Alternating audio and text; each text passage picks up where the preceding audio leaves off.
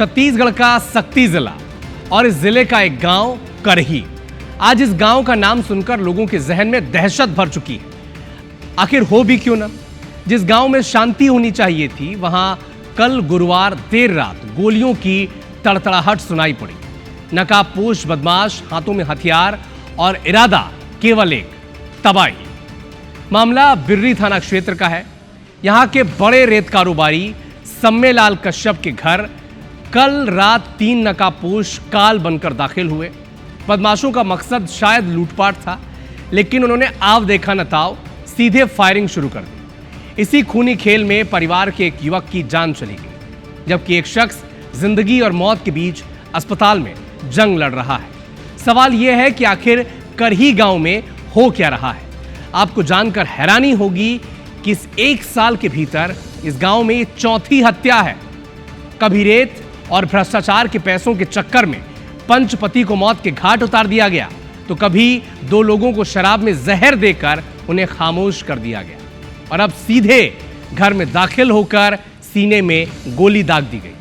आखिर इस गांव में कानून का खौफ क्यों खत्म हो गया है? क्या अपराधी पुलिस से भी 4 कदम आगे निकल चुके हैं? क्या यह वाकई सिर्फ लूट की वारदात है, या इसके पीछे गांव की पुरानी रंजिशों का कोई गहरा जाल है?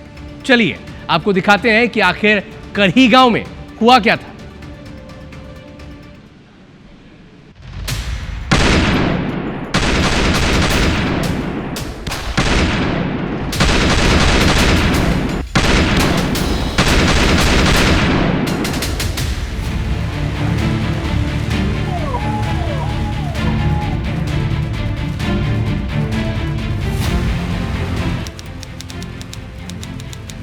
तारीख 24 अप्रैल 2026। वक्त रात 12:30 बजे से करीब 3 बजे। जगह सक्ती जिले का करही गांव। वारदात, घर में घुसकर बदमाशों ने की फायरिंग।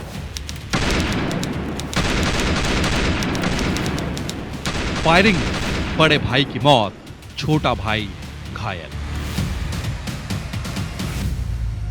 गर्मी से भरी रात में लोग अपने अपने घरों में एसी और कूलर की ठंडी हवा में सो रहे थे, लेकिन सक्ती जिले के बिर्रा थाना क्षेत्र के करही गांव में सम्मेलाल कश्यप के घर आधी रात कोहराम मच गया, जब 3 नकाबपोश बदमाश घर में दाखिल होते हैं। सबसे पहले सम्मेलाल कश्यप और उसकी पत्नी को एक कमरे में बंद कर बाहर से कुंडी लगा दिया जाता है। फिर कोई कुछ समझ पाता, इससे पहले ही बदमाश सो रहे आयुष और आशुतोष पर ताबड़तोड़ फायरिंग शुरू कर देते हैं। बदमाशों के हमले में बड़े भाई आयुष कश्यप के सिर और सीने में गोली लगने से उसकी मौत हो गई, जबकि छोटे भाई आशुतोष कश्यप घायल हो गया। इस वारदात के बाद छोटी बहन के चेहरे पर बदमाशों का खौफ साफ देखा जा सकता है।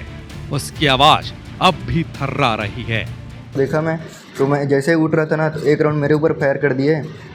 फिर भैया उनके ऊपर कूदे ना, तो उनके ऊपर ना एक सामने वाला रखा था वो, और एक पीछे वाला शायद एक राउंड फायर किया, तो भैया के ब्रेन में लगा और सीने में और मेरा हाथ में लगा था।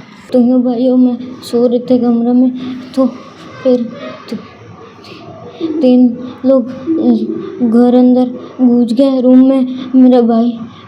मेरा भाई उठा तो उसको गोली मार दिए, 2 गोली। फिर छोटे वाला भाई को भी 1 गोली उसको भी लगा। मृतक आशुतोष कश्यप का परिवार बिल्डिंग कंस्ट्रक्शन के कारोबार से जुड़ा है, और हाल ही में आशुतोष ने रेत का काम भी शुरू किया था। परिजन इस वारदात के पीछे रेत कारोबार को वजह बता रहे हैं।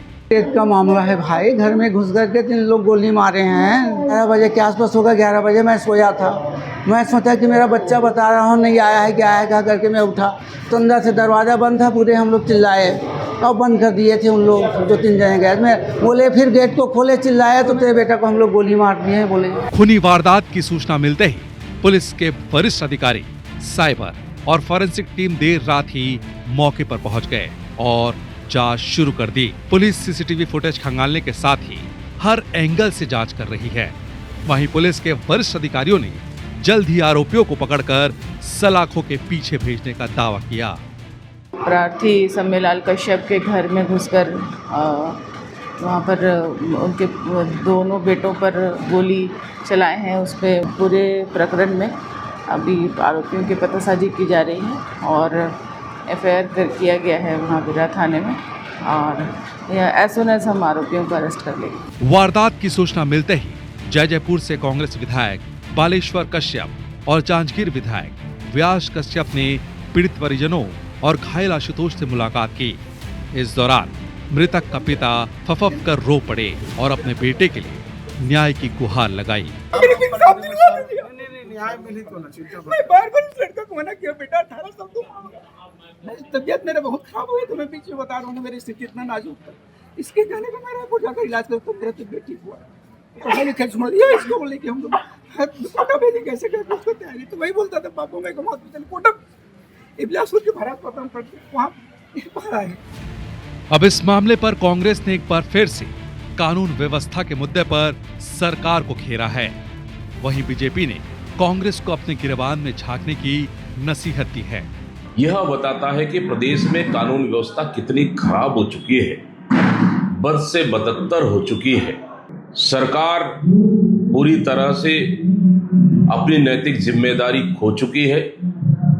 प्रदेश में जंगल राज चल रहा है। गृह मंत्री को तत्काल बर्खास्त करना चाहिए। कांग्रेस जो मुद्दा उठा रही है, यह अपने गिरबान में झांक के देखती है कि पूर्ववर्ती कांग्रेस सरकार के कार्यकाल में किस तरह से रेत घोटाले हुए, बहुत सारे लोग जेल में हैं और कई बेल में हैं, तो उसकी चिंता करें। छत्तीसगढ़ में रेत के खेल में हत्या की ये कोई पहली वारदात नहीं है।